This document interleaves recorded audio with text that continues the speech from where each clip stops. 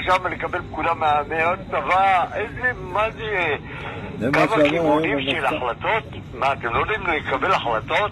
מה, אתה מפחד? תתעורר? תתעורר, אתה ממי אתה מפחד? סליחה שאני קצת תוקף, ממי אתה מפחד? נעבס? תתעורר! אתה מפחד, אני לא מנסה את המצב כזה, להגיד לך את זה. אתה פחדן. אתה בכל הממשלה שלך פחדנים, תעשו משהו.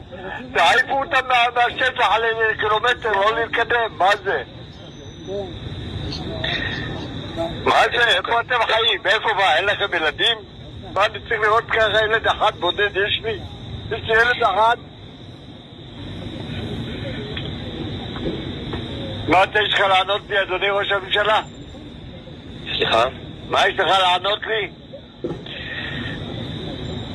אני רוצה לדעת כרגע איפה יוסי מאושפז? בסורוקה. סורוקה, ואתה שם? אתה... זה בראל אחיה. שם עוד שהם הכניסו לו. סליחה? בוא נראה אותך, תבוא, אל תדאג. אנחנו לא אנשים... עושים פוגרומים או דברים כאלה כמו שעושים לנו על החיילים שלנו. תבוא, נראה אותך, תבוא נהיה גבר. בראל כרגע... נותח או ב... נותח, מצבו אנוש.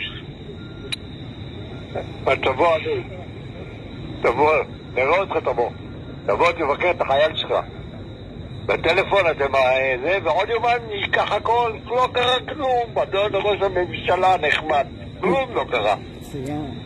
איפה אתם חיים? באיזה עולם? תתעוררו, הילדים שלנו הולכים,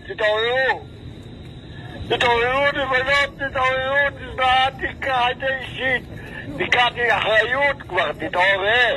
עוד שבוע, היה, נגמר, מה קרה? תעשה משהו, תתעוררי. כן?